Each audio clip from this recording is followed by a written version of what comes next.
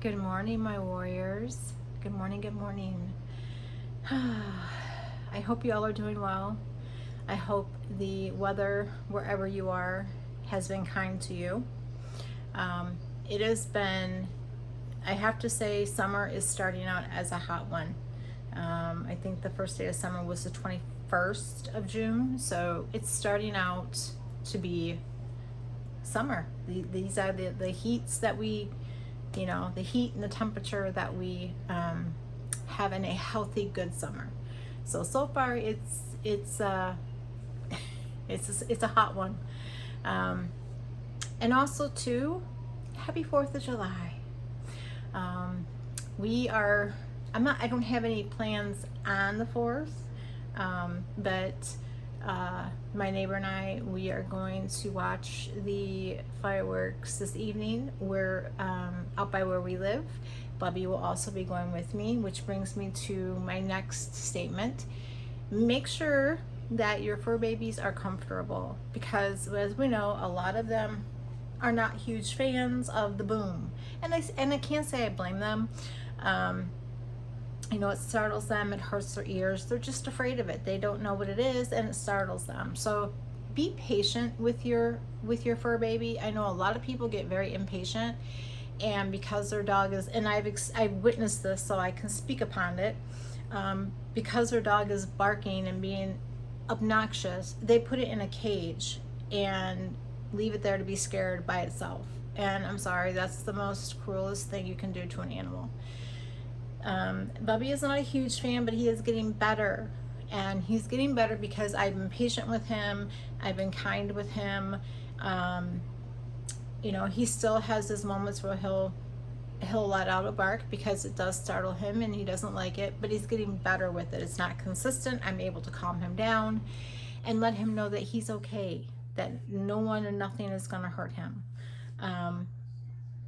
So just be patient with your fur babies. I know a lot of us, like myself, he is my ESA PSD, so he is my service animal, and he is with me. And so he's getting used. He's sitting here next to me. He's getting used to him.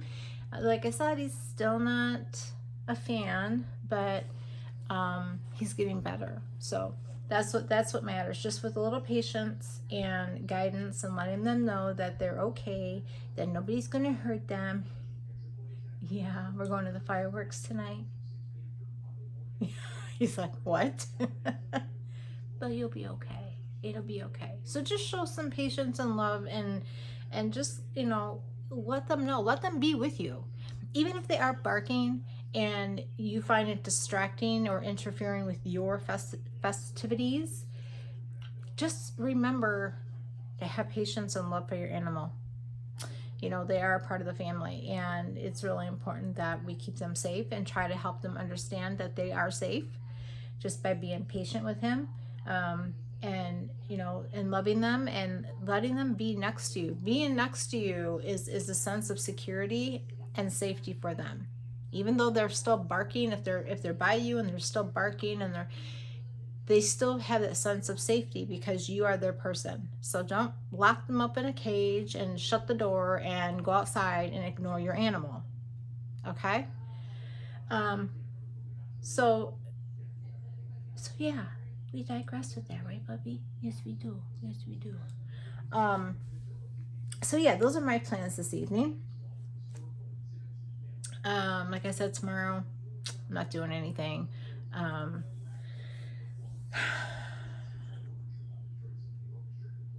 But I also too want to say, for you that are doing something, maybe you're doing something you've been having plans the whole weekend with different family members and friends and such. Remember baby steps. Remember that yes, you are very valid in having fun and enjoying your family and your friends and the holiday. I mean, this is the 250th, so that's a lot of birthdays. But remember baby steps. Remember that the weather plays a part in our disability. Unfortunately, the weather can cause flare-ups. It can cause just you leaving you feel miserable and just wanting to stay in bed. And if that's what you want to do, maybe you don't have plans and you're fine with that too. But if you do have plans and you're out and about and you're enjoying family and friends and the holiday season, remember that you still have to pace yourself. Because if you don't pace yourself, you're going to regret it later on. Okay? Take it from somebody who knows. I tortured myself. I would push myself and push myself because there was a point where I came to terms that, okay, I'm disabled, and I still have the same attitude about it. I'm disabled. I have deformity, and I have other issues now because of the disability with the CRPS, but I'm not going to allow it to live my life for me. And I still stand by that motto very strongly. I've always said from the very beginning, you can still live your best life. It's going to be a little different than what you had in mind for yourself. Let's face it, none of us had this. None of us thought that we would be this way that just wasn't in the cards for us. But you still are able to live your best life. You just have to live it just a little differently. And that's fine. That's absolutely fine. But like I said, just baby steps. If you have to take a rest, and I don't know, for me, maybe for many of you too, with CRPS, and maybe you haven't gotten to this point yet, it affects everything, and it affects our sight, our sound, our smell, and our taste. And with sound can come anxiety, especially if you have anxiety.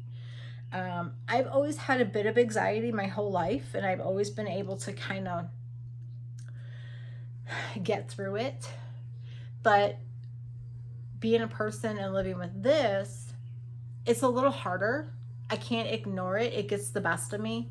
My greatest example that I can share with you guys is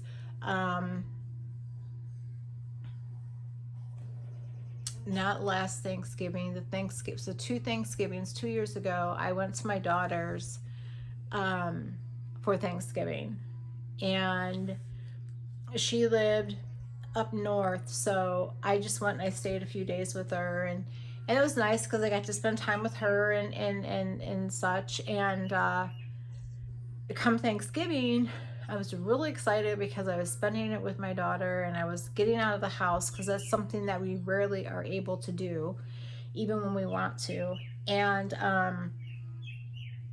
so I got up, I got ready for my day, Bubby got ready for the day, and we went downstairs and helped out where I could. And she, of course, was like, Mom, I have it, sit down. She overworked her, and she was pregnant with my grandson at that time, so she was really overworking herself a lot that day, and I was trying to help her. Travis is amazing. That's her fiance. He did most of the cooking. He's an amazing cook, by the way. So I did what I could do, and I did. I paced myself. I sat down. I was just enjoying, and at that point it was just I think it was just myself, my daughter, and her family at that time, and then Travis's parents arrived, and I was okay. I had met them at another time, and I was okay, and more people started coming, and I'm like, okay, and I started getting anxious, and then Bubby was getting anxious because these were people that he didn't know, and so I was trying to calm him down in the process, and I ended up having to go upstairs, and I spent the day upstairs, watching the parade on my phone. What started as an amazing day, and I was happy to be there and excited to spend the holidays with them, turned out where they were all, and I could hear them. She lived in a big Victorian house at the time. They've recently moved to Tennessee, and that's another story. But not sad for them, sad for me because I miss her dearly. But she lived in a big Victorian home, and those big homes can be very echoey because it's all, the floors are all wood and the stairs are all wood. So it's very, and it wasn't as if they were being obnoxiously loud. It was just them enjoying themselves and laughing and having, but it was very loud, and the sound was really bad for me. And with them being loud, it only made, I thought I was going to lose my mind, to be honest. It was getting quite loud, and my anxiety was starting to really spike. And so I had Bubby with me, and he laid next to me, and I just kept petting him, and he was cuddling up to me, and I got through it. It was a hard day, though. It started out as good, ended up not so good for me. And my daughter, actually, she went into false labor that evening because she had overworked herself. She was a high-risk pregnancy to begin with, and she was really pushing herself that day. And she ended up, I went down at one point, I went down to check on her and see how she was. And she was sitting on the couch, and she says, "Mom, I'm having contractions." And he wasn't due until December. Or actually, this first due date was my birthday, which is January 6th. And then he came 5 days, I think, before, or when is his birthday? Anyway, it was just a few days before Christmas he came. And so we had a brand new baby, which was my daughter's Christmas present.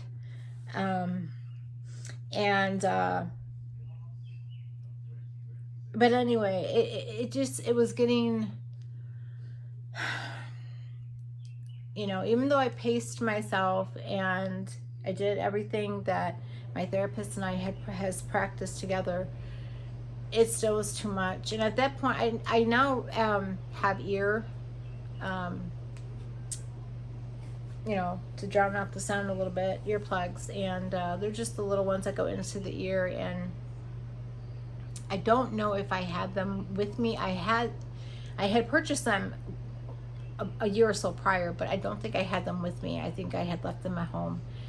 And so, yeah, I just finally, after people started leaving, I felt myself calming down more. I felt more relaxed, and unfortunately, that is a part. So not only will if you are a person that is dealing with that type of flare-ups, if it has started to affect your smell, sight, taste, sound, tonight might even be a little hard for you.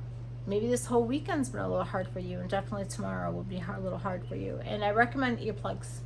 I don't have them to show you. They're in my purse, which is out there. But they're just little ear, they go in. I'll have to I'll take a picture and post them in our community tab, and you guys can take a gander. My daughter ordered them off of Amazon, and they do work. They don't completely block out the sound, but it brings it down to a very low muffle, and it does help. There have been a couple times now that I have them that I have had to use them, and they do help. So if that is something that you're experiencing, and if you happen to have earplugs, or drown, kind of like muffle that sound a little bit, don't be afraid, don't be embarrassed to use them. Trust you, I'm not embarrassed to use mine. I let it be known that I got my earplugs in.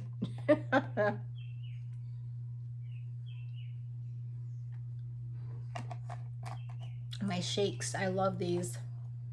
Naked Boosted Smoothie. These are the strawberry banana machine, and I love them. They are so yummy. And we need a lot of proteins and vitamins and stuff. So yeah, just I'm sorry, I got distracted. My dog's getting a bath today. He's filthy, and he's laying on my bed. But just take the baby steps. If you have to excuse yourself, then do so. Excuse yourself, gather your thoughts, gather your nerves, calm yourself down, and then rejoin the party. There's nothing wrong with that. I used to think that that was being rude until my therapist told me, no, it's not being rude. It's something that you need to do for yourself. So, you know, don't be afraid to, if that's something you have to do, don't be afraid to do that. Um, but yeah, it's the sun is out.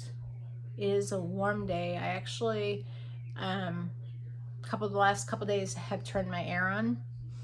I'm not an air conditioned person. I'll do a fan um, on low. You know, in air conditioning units, you can either do fan or the air itself. Um, but I don't do cold. Um, Too cold hurts me. It's too painful for me. So when I say I like the warm, I do. I love the warm. When it gets too hot, then it can tend to swell, um, and make me feel like I'm being crushed. But um, for the most part, I do better with warm than I do with the cold. And I know a lot of us share the same. Um, a lot of us share the same. This is the thing about CRPS, guys, is, and I know some of you, and I know it happens because I've witnessed it, I've heard it. Some are comparing. Like they'll meet somebody and they're like, oh yeah, you know, blah blah. Stop doing that. I've even heard doctors, of all people, shame on them, have compared each, you know, yes, I know when they're doing studies and they're trying to figure it out, there's some comparison that goes on, okay? That's a given. That's, you know, how they're doing their studies, how they're trying to understand it, how they're trying to make sense of it. The good ones anyway. But when you have people that go, well, she has it and you don't, so you don't have it. You're not going to find any of us that are the same. It's just, you're not going to find that. We may have similar symptoms. We may start out with similar symptoms and one will veer off and do something different. I don't know how many times I have to say this, or how many times I'm going to continue saying it, and it's probably going to be the rest of my life. A CRPS doesn't play by rules. And I vape, by the way, it's just nicotine. CRPS does not play by rules. It does what it wants to do when it wants to do it.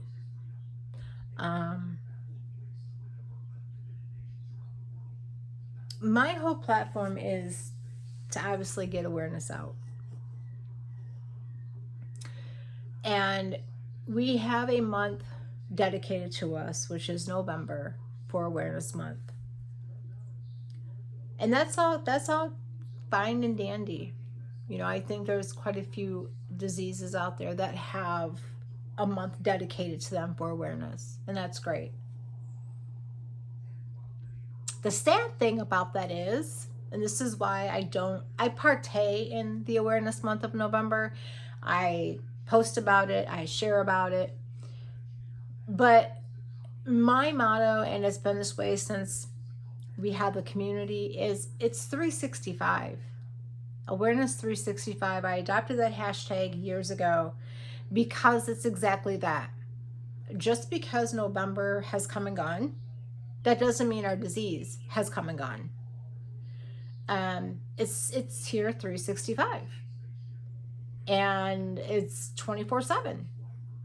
And I know some have this strange delusion that, you know, we get treatments and we take medications, so we must be getting better and it's going to go away. No. You can be further. No. Don't get me started on that.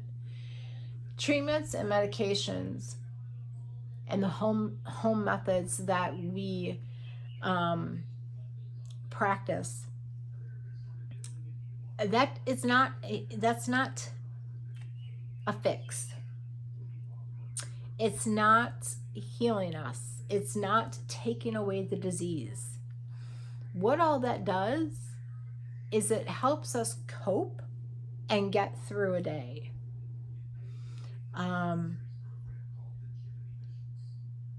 Our time is very precious. And I'm not saying that our existence, our time, our health, our energy is more important than the next. What I am saying, though, is that we deserve to have more than just a month of awareness. And so that's why I adopted the hashtag awareness 365, because, like I said, it's bad enough, and it's very hard to get recognition for this disease. There are still doctors out there that do not believe that it's real, which I think is very disgusting, and it's very sad. And because it's something that they can't see underneath the microscope, because it's something that has had 100 different names, because it's something that is so different in each of us, they don't believe it's real. They believe that because it's not one set rules to this condition, that we're making it up. And this is why I said earlier, just because that person has different symptoms than the other doesn't mean that one of them are lying. Doesn't mean that one of them are making it all up. And this is the ignorance. And it saddens my soul to the core that about half of that comes from medical professionals. I'm sorry, I shared a video. I'm going to reference to it for a momento. I shared a short in here. I don't know if any of you know the Golden Girls. I grew up watching the Golden Girls, and I still watch them today. Every Sunday is Golden Girl Day. And there was an episode on there about Dorothy, the character Dorothy. And she was having these symptoms that felt like the flu. And so in the beginning, that's what she thought it was. But it wasn't going away. It was only getting worse, and it was lasting for months. And in the series, she's gone to different doctors trying to figure out what's wrong with her. And all these doctors are telling her, you're fine. There's nothing wrong. We've done tests. We've taken your blood. We've done everything we can do, and it's all showing up fine. In the meantime, Dorothy is struggling. And her character, she had mentioned in the series, that she had to stop working because, as we know, and even if you watch the Golden Girls, Dorothy is a substitute teacher. And it was getting to the point where she could not speak. She had to dismiss class early. She stopped working, and she just couldn't get rid of it. And she traveled all over the place trying to find a doctor that believed her, that knew what was wrong with her. And they have a neighbor who's a doctor, but he's for little people, for the kid. He's a kitty doctor.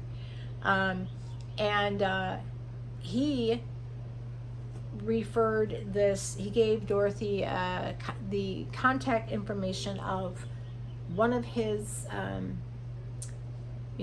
a friend of his that is also a doctor. And she went, and finally, after going through all these different doctors, she found one that knew what she had, that gave it a name, and that was chronic fatigue syndrome.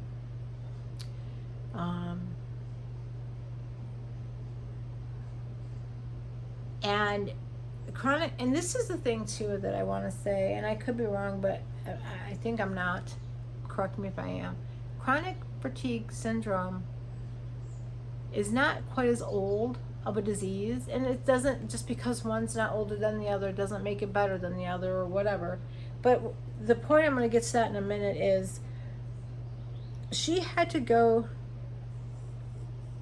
to doctors upon doctor, and I know how that feels. Yes, it's only a TV program, but in reality that does happen. That is why I shared it here, because with CRPS you do get fatigued, you do get so that is also a symptom and part of CRPS. Chronic fatigue syndrome is also intertwines with everything else that we deal with CRPS. But she had to go to all these different doctors, and when I was watching it, I actually watched it and then I stopped it. I'm like, and the first thing I thought of was to share it with you all, because this is something that I have been trying to talk about forever. And I'm thinking, my God, here is a program I grew up watching. I've binged the Golden Girls and started all over again. So I've seen them hundreds of times. And here's an episode that I've watched hundreds of times. And I was sitting there that day and I'm like, oh my gosh, how did I not notice this one sooner? And I think it was a day too where I was just not having a good day. I was emotional. I was sad about my daughter moving away, and I was just feeling like the world hated me and there was no one there. And so I was watching it and I'm like, wow. And so I went back, and I went back to that part of that episode and I replayed it and I shared it here with you all. Because in this episode, Dorothy experienced something that I think most of us, if not all of us, have experienced: living with this disability, trying to be heard, trying to get doctors to understand that this is really happening. It's not all in my head. I'm not crazy. I know my body. I know there's something wrong, and I'm telling you. And when you go to doctors and you're going to them because they're the doctor, you trust them to listen and understand and help you figure it out, not brush you off and say, oh, you're just tired, you're just too old, you're whatever, it's all in your head, we've done all these tests and we can't find nothing wrong. And that is exactly the problem that we still have, because you are not going to find it in blood. You're just not. You're not going to find it in MRI. You're not going to find it in an X-ray. You're not going to find it in a urine sample. You're not going to find it in DNA. A lot of what you may find in a CAT scan, MRI, X-rays, is the destruction that it can cause. And that is, and I'll share a little bit, because of my disability, I about 6 months into having this, I developed what they call drop foot.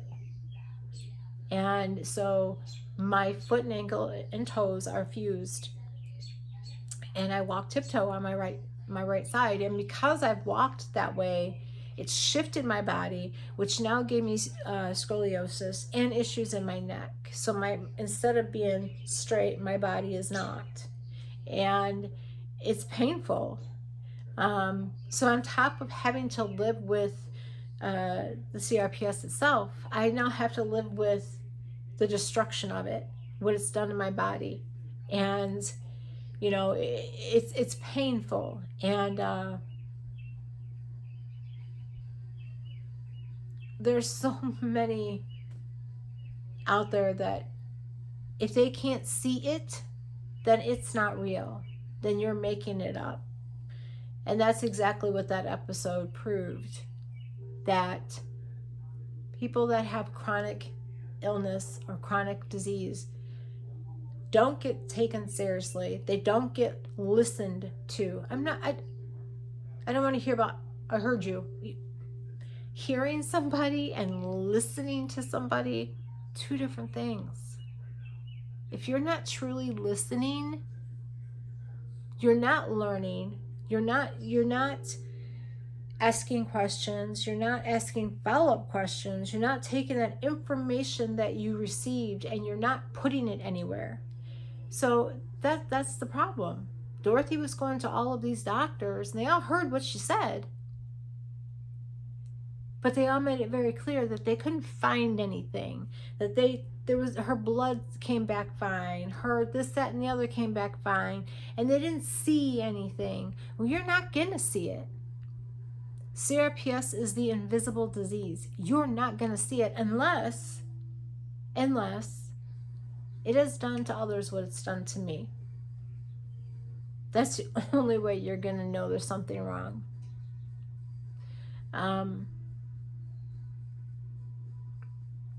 It's just sad that that's the world we live in, where sick people have to jump through hoops to get the medications they need, to be listened to and understood, to be taken seriously. We have to prove to everybody around us that we are sick. We have to prove to everybody around us that we do have a disability, that we have this incurable disease that changes in a blink of an eye, and it just comes in and invades our space and takes over our life. And we have to prove to everybody. We shouldn't have to prove anything. If I go to a doctor and I say, hey, this is what's going on, that's proof enough. Grant you, there's people out there that do some strange things to get attention. And that actually is a disorder as well. I don't know if y'all know what the name of it is, put it in the comments. But there are people out there that will deliberately hurt themselves. There's people out there that will make themselves sick because they thrive that attention. For you that do that, stop it. Just stop. You know, there's so many different reasons. My biggest thing is when you have a doctor that will look you in your eye and tell you it's all in your head, or I'm going to send you to a psychiatrist. I have a psych therapist, so thank you. And she's wonderful. And she believes me. And we don't just talk about the disability. We don't just talk about the disease. We talk about the whole person, because that's what I am. The CRPS doesn't come off at the end of the night. I don't get to take it off and set it on a shelf. It is me and I'm it. And we share a body. And unfortunately, I will be sharing this body with this horrible monster for the rest of my life. You know, it's hard because, and I try not to get too emotional over certain topics that I talk about, but sometimes I can't help myself, because it's not, you get to that point where you're just exhausted from having to fight to be heard, to be understood, to be listened to, and you get exhausted mentally. You know, CRPS already mentally drains us, it physically drains us, it emotionally drains us. And so when we have to use energy we don't have to be heard, to be listened to be understood, it gets so draining to the point where you don't even want to talk anymore. You know, there comes a point in your life where you've already explained it. I've already told you. You know, you start getting to that point where it's like, I'm not repeating myself. And unfortunately, sometimes we have to. And I think sometimes they do it just to see if we're lying or not. Because if you're not lying, if you're telling the truth, You don't have to think about it. It's just there. And this is the thing too. It's like with CRPS, the symptoms change. You get different ones. I've gotten a few new ones recently. And, you know, there's so much going on up here. And I think I've talked about this. And there are things that I haven't told my doctor, not that I'm keeping it a secret, but I just forget. You know, I'll be on my, because most of my doctor appointments are video unless I'm going in for a treatment. So I'm in my video visit and we're doing follow-ups. He's asking me questions or whatever. And then there's things that have been going on with me and I forget to tell him because the brain, it's not healthy, okay? When you have CRPS, this up here is all over the place. You're trying to focus, you're trying to concentrate, you're trying to remember things. And so there's been times where if I feel something different or I notice something different, I write it down. So when I am with my doctor, I can talk about those things I've written down. And now it comes to a point where I write them down, but then I forget the book. You know what I mean? Or I'm like, okay, this is happening, so let me write it down. I forget to write it down. So it's like this ongoing, never-ending cycle of forgetfulness. You know, and it's not that anybody faking an illness, they're not a well person to begin with. I don't know why anybody would wish this on themselves or pretend to be sick when I miss my life. I miss the person I once was. And that person no longer exists. She died 13 years ago. And in her place is this thing that I don't even recognize sometimes. And, you know, I love my pictures. I have pictures throughout my entire house of my family, my kids, my parents, my siblings. I have pictures all over the place. Every room, with the exception of the bathroom. And I've thought about it, but I'm like, no, it's a little weird. But every area in my house, the only rooms that don't have pictures of my family in them is the kitchen and the bathroom. My bedroom, my hallway, my living room, they all have. I love. Thank you. Don't know why that just came on. But I have pictures. I mean, this nightstand here, this drawer is full of pictures. I have picture albums. I mean, my girls are going to have a lot of fun when I'm no longer here with pictures. And I've even made picture albums for my children, and I've made picture albums for my grandkids. And, you know, I just love my pictures. And I've always loved taking pictures. In fact, one of the things that I had thought about being is a photographer. You know, that was another thing that I wanted to do. Never did, but I just love pictures. And without my pictures, there's a lot of things in my life that I wouldn't remember. I've lost a lot of memory of my past, my childhood, my children's childhood, my grandchildren, you know, some of that. I don't ask me birthdays because the only birthdays I remember are my daughters, my Chloe. In fact, one of my granddaughters, she had her birthday yesterday. And I think the reason I remember her birthday is it's so close to the 4th of July. Bo, where's his little thingy?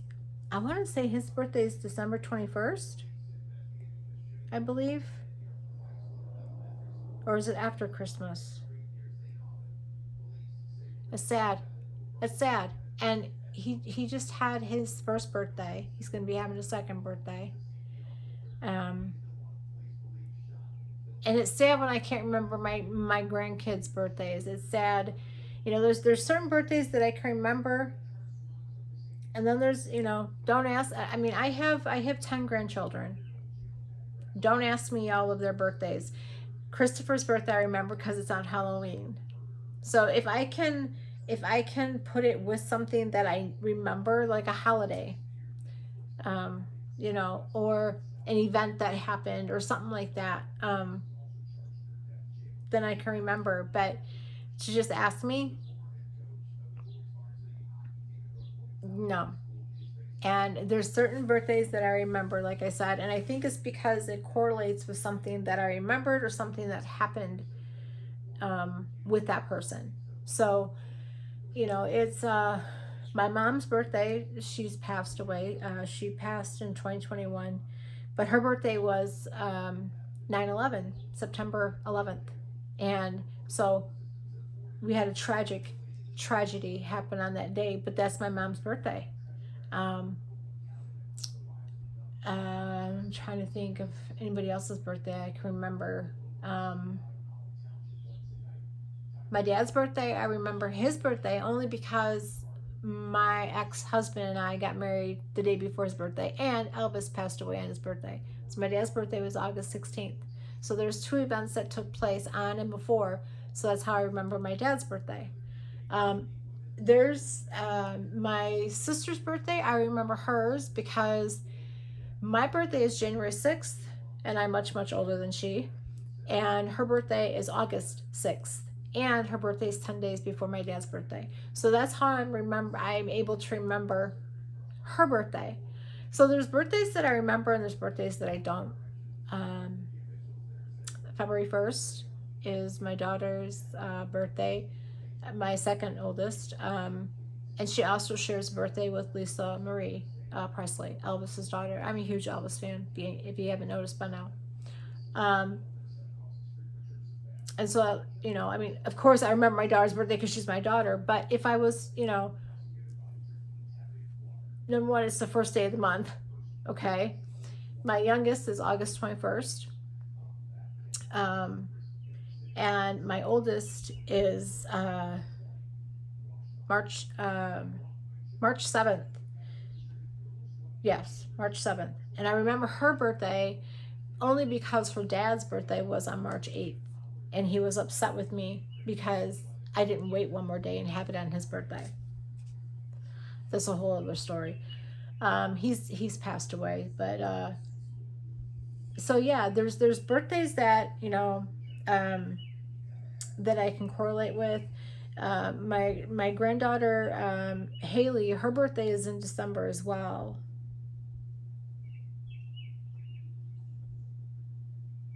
I don't remember what day it is though.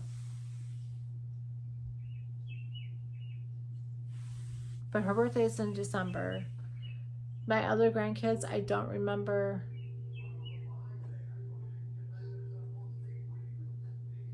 Darlene's birthday, and she's namesaked after my mom. Her birthday is also in September, um, but I don't remember the day. Um, I know it's in September because we had talked about what if, you know, because when she found out she was having a girl, she wanted to name it after my mom, her Nene. And I said, what if you had Darlene on Nene's birthday? But it wasn't on her birthday, but I don't remember what day. So see, it's like there's things that the mind, there's a lot of things in my life that I don't remember. And when it comes to thinking of dates or like situations that happened recently, I get very confused because I'm trying to remember it. And 9 times out of 10, I don't remember. Um, and that's sad. When my memory started playing tricks on me, so to speak, I was petrified. And it happened very quickly, but very slowly at the same time, if that makes any sense. I remember it when my memory started going. It was I was diagnosed in 2014, and I started having memory problems.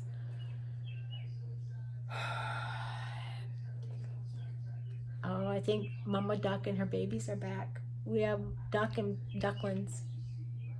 I hear them down here. Um, I want to say it was around 2016, 2017 is when I started having memory problems. Um, and the way it started out is uh, people would be having conversations with me about things that were said or done or did, or and I didn't remember it, or it was getting to the point where um, I didn't remember what day it was. Like I was constantly looking on my phone to see what day it was. Um, then it was getting to the point where there were things that I didn't remember what I did the day before, or a week ago, or a couple weeks ago. That's how it started. It was like bits and pieces, but it was happening all at once because I'm a person where, first of all, I'm very um, more. I like to. I'm a person that, again, sorry guys, metaphorical. I'm very metaphorical, and so I like to compare things because I feel like it helps others understand and learn. So I will compare a situation to something else, and there were times where I knew what it was, but I couldn't say it. Like I'm looking at it and I know what that is, but I could not remember what it was called. So stuff like that would happen um, in mid sentence. I would completely forget where I was even going with it. And in fact, I think I've done that a couple times here with you all, where I'm talking about something and it has the meaning and it has an ending, but I had no idea where I was going with that statement. So that started happening, and it just progressed over the years. Then it got to the point where if I was going anywhere, this could have been a place I went to 1,000 times. I had no idea how to get there. I'm sitting, and of course I'm unable to drive, so I'm the passenger, and I'm sitting in the vehicle with whomever, and I have no idea where we're going.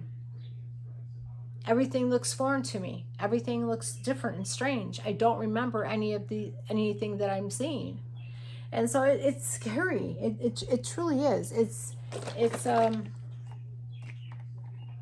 scary. And then when you live on your own, it's even more scarier.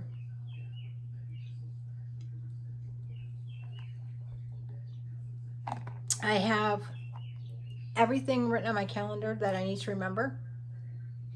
Doctor appointments, bills that I have to pay, my certain passwords for certain things. Um, you know, that's another thing too. It's like my daughter, I don't know if it's in this one or that one. She bought me, in fact, I think I have it out there actually. It's a book for passwords. And it got to the point where I was getting locked out of my devices because I couldn't remember my password. And then it got to the point where I was changing my password so much that I couldn't remember the new password. And so she got me a little book to put all my passwords in, and I do need to do that. So I have passwords written down. I have sticky notes. And it becomes part of your life. It becomes part of something that you have to do.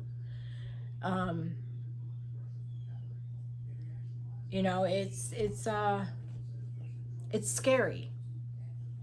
And when all this started happening to me, I'm like, oh my gosh, I knew something wasn't right. I knew something was happening, and I didn't say anything to anybody for a long time. No one found out until I told my doctor. I told him that there was something scary going on, and I explained to him how, my memory wasn't good. And they gave me it's a test that they give patients to see whether or not they have Alzheimer's or dementia. And I failed it horribly. And that was scary and embarrassing. I get embarrassed a lot by it. There's times where I'm talking and there's times where I'm talking and it's gotten so bad where I even noticed it. And then there's times I don't notice it until later on. But where I'm speaking and my entire sentence comes out backwards. And it's gotten so bad to the point where it's like, I notice it and I'm like, wait, no, rewind. I mean, it just, that's how it comes out. There's times where there are words that I have spoken my whole life and I do not remember how to pronounce them. So it's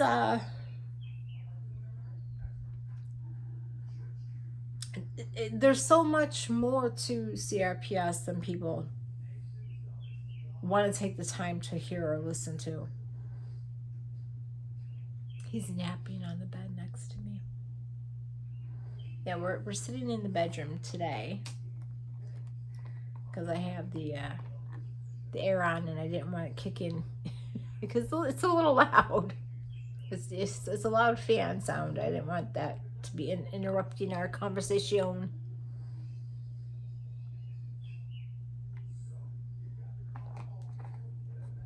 But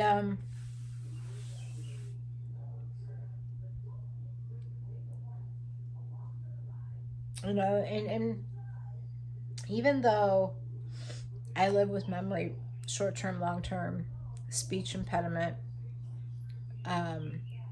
confusion, pain, even though I'm living through all that, I still each day try to live my best life. Because I truly believe that no matter how sick a person is or their disability, they still deserve to be happy and they still deserve to be treated with respect and kindness and love, and they still deserve to live their best life. And nobody asks to be sick. Nobody asks to be disabled. Nobody asks to not be able to work and have a career and have a life and have friends and have all that. No one asks to be this way.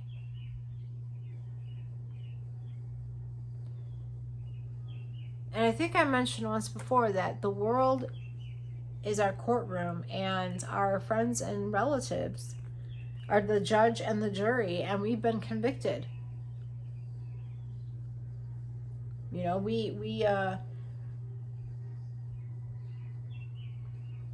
get shunned, we get pushed to the curbside, we get sat on a shelf and forgotten. Nobody asks. We're not there. And the selfish thing is there's been so many times where I've had my warriors come to me and talk to me about how their husbands are treating them, or their children, or their family. Why do you have to be cruel? You talk about how scared you are, how angry you are, how upset you are, how do you think the person living with it feels? We've talked about that selfish pride, and it's disgusting.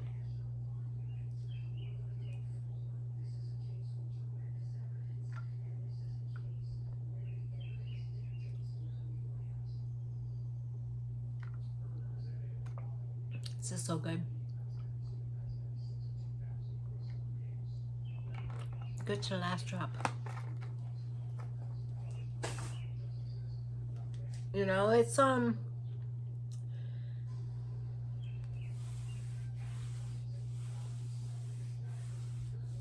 My therapist even mentioned something to me the last therapy session her and I had. It was not a good one. I was in a really dark place that day, and I know she could tell because I was not myself with her that I usually am. I was very angry that day.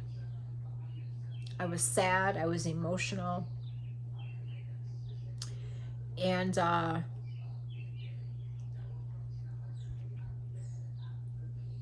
was talking to her about a situation that had happened prior to her and I's appointment.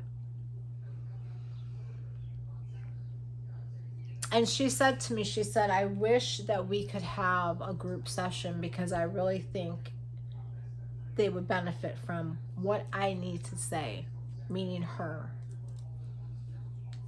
That is an option for me. That's I'm going to talk to her about that and see if I would really love my daughters to go to a session with me, so they kind of understand more. I've really never, my girls know that their mom has a disease. They know that she is disabled, but they don't know the full capacity of it. They don't understand it because, and I think I sheltered them from it because of how I had to be at such a young age when my stepfather became disabled. I was 7, 8 years old. I was in the first grade, and I had to step up and help my mom. I had to be, I had my breakdowns. I remember them. And I think some parts of my childhood I remember because I'm not saying I have forgotten all of my childhood, but there are some parts of it that I don't remember. But I do remember parts of when my stepfather became disabled and what we had to do. I was, like I said, I was young, and I had to step up, and I had to. My mom put, God rest her soul, my mom put a lot of responsibilities on me from a very young age. This is something that I've spoken to my therapist about. Like I said, we don't just talk about my disease. And this is something that I've often spoke about. There are a few things in my childhood that I have shared with her. And the one thing that I've come to learn is my mom put a lot of responsibilities on me.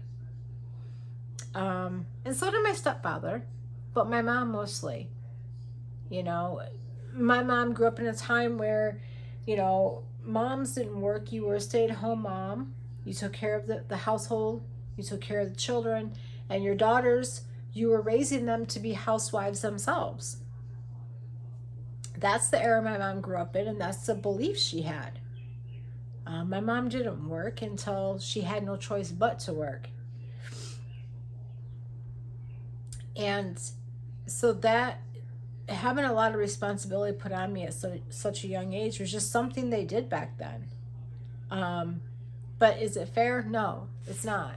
I got to be a kid. I'm not saying that I had no childhood, but a lot of responsibilities when it came to, my siblings and, just being her shoulder and being there for her when my stepfather had his stroke. And, my mom was pregnant with the youngest. So she had 3 kids and a husband who is now disabled. It was a rough time, and it didn't get any better after. It only got worse. I don't know where I was going with all that, but I think okay, I remember now. Sorry guys. The whole venting about that is, I think that's why my girls know what they know, and that's all they know. They don't understand the total impact of it. They when I go in for my treatments, no one's allowed in. It's a hospital setting. So they really never been fully educated on what it is that I have done. They just know I go in for treatments. That's all they know. So I mean, my girls are older now. They're young moms themselves, and you know, I think that I shelter them from everything. You know, anytime they'd ask a question, I would limit my answer. And I think I did that because of how much pressure and how much responsibility I felt and had when my stepfather became disabled. And I didn't want my girls, and they may very well do or have, I don't know, they don't tell me, but I didn't want my girls to go through the emotional roller coaster I went through. And I think that's why a lot of what I'm going through and what I have gone through, I've not shared with them, because I didn't want them to have that emotional roller coaster. I am now learning that it's necessary. Again, my daughters aren't 7, you know, they're in their 30s. It's a little different. And you know, it's time that they listen and hear and understand. And I think there's a part of me that is afraid to bring them into therapy with me, but I think it's something that I will be talking to my therapist about this next visit, because I think it's time.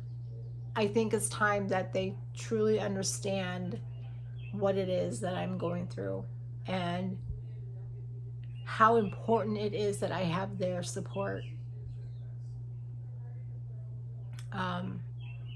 Sadly, I know my daughters love me, but I don't have that support that I need from them to go and to deal and get through what I'm dealing and trying to get through. I don't have that emotional support. I don't have that physical support. And I'll remind you, they've been there for me. They've taken me to doctor appointments and this, that, and the other, but I don't have that connection with them that I need. And I think that that's probably something I will be speaking to my therapist about. I think if they were on board and came to a couple sessions, I think that they would understand me more. But I don't know. We'll see. We'll see. This video has been all over the place. The last video was all over the place too. I don't know, guys. But anyway, I hope you got some sort of sense out of what I said. It's looking a little cloudy. We might get that sprinkle that they're talking about. Bubby's got to get his bath today. You're getting a bath when we're done here. Okay? I love you. Do you want to come and say hello to everybody? Do you want to come and say hi? You want to come say hi? Do you want to come say hello?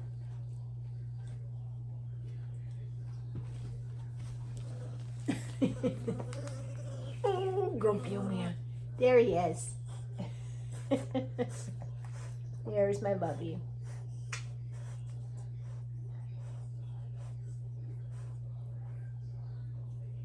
He doesn't like looking straight into the camera. He hates it. Hey, look over here. See?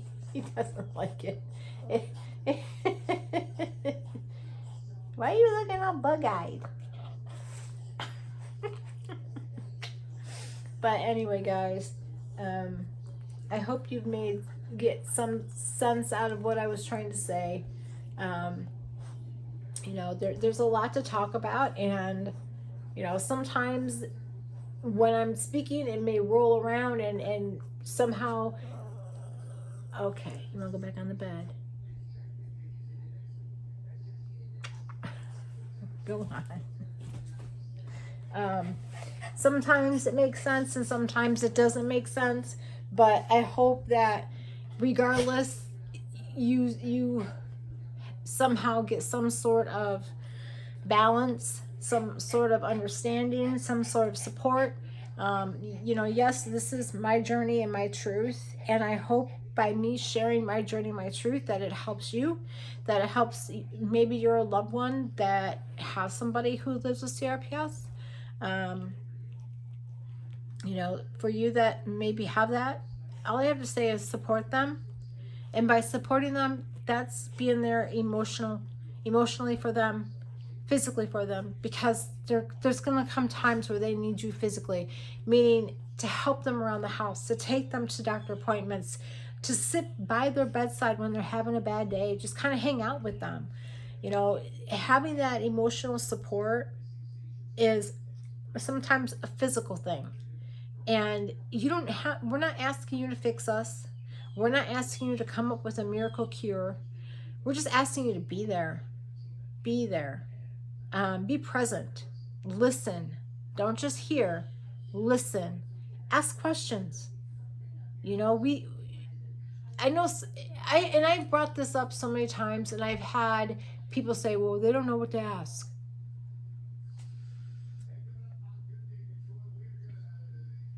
I think that is the most lamest excuse I've ever heard. You don't know what to ask. Ask about the topic that's in front of you. Ask them how they're doing. Ask them how their day's going. Ask them how their last doctor appointment went. Ask them how they're feeling. Let there be follow-up. Let there be a discussion about what's going on. It's an elephant in the room, and it has to be talked about. Ask questions. Because that's the only way you're going to understand is if you ask questions.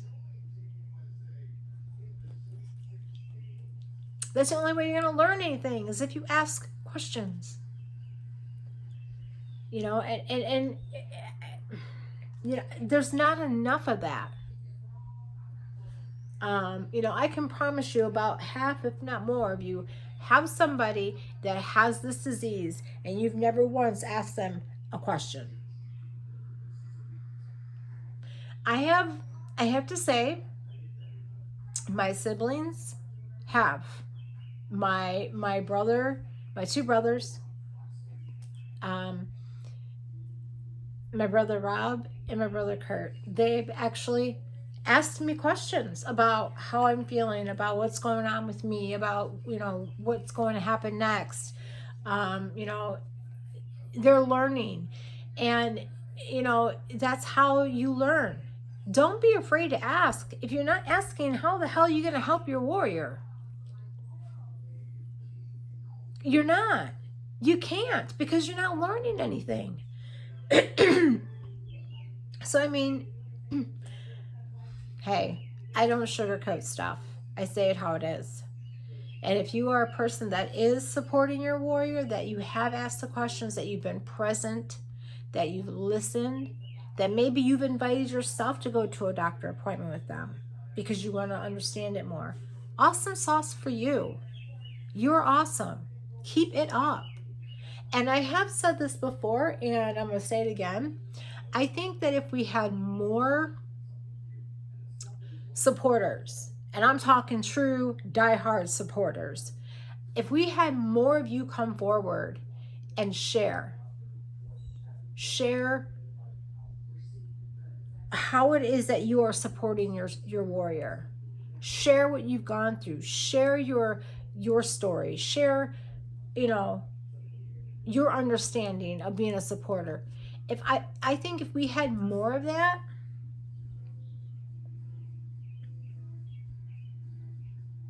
sorry, my watch is going cuckoos. I think if we had more you supporters coming forward and speaking about it, I think that would help too. You know, and I know there are supporters out there that they're amazing supporters as long as it's kept behind closed doors. I there was a point in time where I was going to do a video drop with somebody who was supporting me, and I wanted to get their understanding out there. And they said they would do it, and I had it all planned out. I had it scheduled to go, and the morning of the day that we were supposed to, they backed out. They said they didn't want to do it.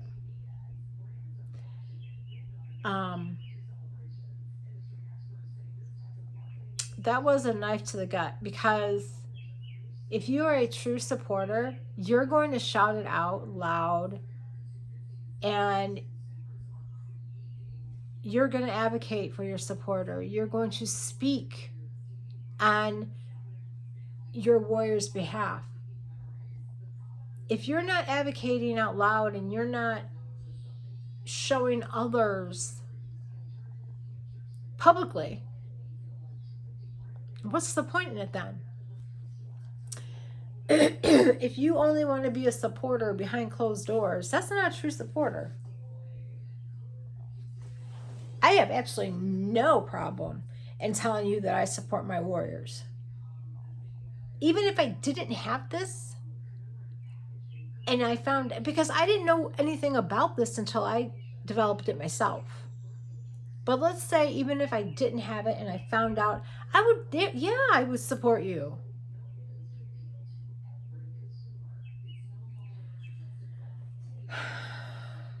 I could go on and on and on and on about that, but we won't, because we've already been up here long enough, and I got to give Bubby a bath, and yeah, he's dirty. He's laying on my nice comforter.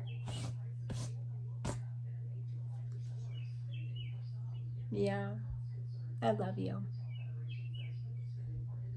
I love you so much. You were so dirty. I think he thinks he's part cat, but it's the breed. Shih Tzus do it. He's Shih Tzu and Poodle, so he's a Shih Tzu. But they kick after they go to the bathroom, and as you can see, he's white with some black, but they kick and they get dirty, especially when they're a little guy. Why are you staring at me like that? You're so cute. I love you. You want me to hurry up and get off with the video? You want me to end the video, do you? Just, I wish y'all could see him. But yeah, so just for you supporters, for you true supporters that are out there sharing your story, supporting your warrior, being there for them in any way you can, awesome sauce to you. You're amazing. Keep it up. For you that want to stay in the closet and keep it a secret, you're not a supporter. You're just not. You are a person who is living a lie, and you know, it's just, again, if we had more people, you know, and again, this is where the awareness, yes, we're blessed to have November, but I don't just, it's awareness 365, because it doesn't leave, it doesn't go away, it's always here. And to take 1 month for awareness, that's not enough time, especially with our condition, especially with our disease, because nobody believes it anyway.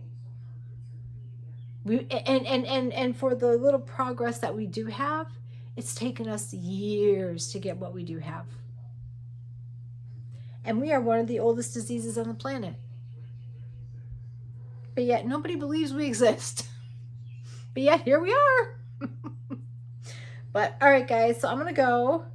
Again, if you have any plans for this weekend, for the 4th of July, you know, any barbecues or stuff like that, enjoy yourself. You deserve it.